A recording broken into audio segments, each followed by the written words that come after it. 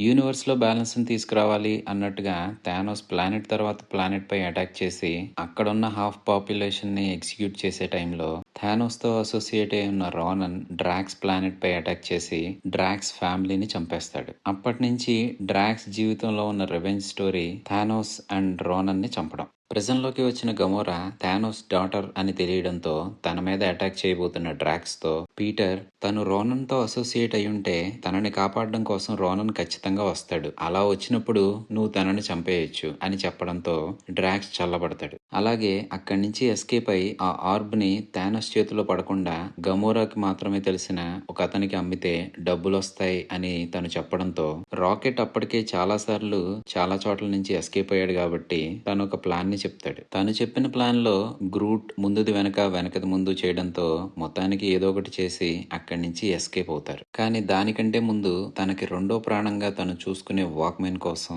Peter వెనక్కి వెళ్లి తన వాక్మెన్ ని తెచ్చుకుంటాడు. వాడేదో వెనక్కి వెళ్ళాడు, మనం తనని వదిలేసి వెళ్ళిపోదాం అని మిగతా వాళ్ళు అనుకున్నప్పటికీ ఆర్బ్ పీటర్ దగ్గరే ఉండడంతో వాళ్ళు ఖచ్చితంగా తన కోసం ఎదురు చూడాల్సి వస్తుంది. పీటర్ తిరిగి వచ్చిన తర్వాత వాళ్ళందరూ కలిసి ఒక సెలస్టియల్ చనిపోగా మిగిలిన తన స్కల్లో ఏర్పడిన మైనింగ్ కాలనీ అయిన నోవేర్ కి వెళ్తారు. గమోరా చెప్పిన బయర్ ఉండే ప్లేస్ అది. ఆ బయర్ కూడా ఎవరో కాదు, థార్ కన్వర్జెన్స్ టైంలో జరగాల్సిన డిస్ట్రక్షన్ ని ఆపిన తర్వాత ఆస్గార్డియన్స్ హ్యాండ్ ఓవర్ లోకి వచ్చిన ఈథర్ ని ఆస్గార్డియన్స్ సేఫ్ గా ఉంటుంది అని కలెక్టర్ దగ్గర ఉంచుతారు. ఆ కలెక్టరే ఈ బయర్. కలెక్టర్ కోసం ఎదురు చూసేటప్పుడు పీటర్ దగ్గరికి వచ్చిన గమోరా ఆ ప్రెజెంట్ నుంచి ఎస్కేప్ అయి మనం ఇక్కడికి వద్దాం అనుకున్నప్పుడు ఎందుకు నువ్వు మళ్ళీ తిరిగి వెళ్ళావు, అంత ఇంపార్టెంట్ది ఏముంది అని అడిగితే తన మదర్ ఫేవరెట్ కలెక్షన్ అయిన సాంగ్స్ దాంట్లో ఉన్నాయి అని గమోరాకి ఆ వాక్మెన్ లో ఉన్న సాంగ్స్ ని వినిపిస్తాడు. వాళ్ళిద్దరి మధ్య ఏదో స్పార్క్ మొదలయ్యేలా ఉంది అనుకున్న పీటర్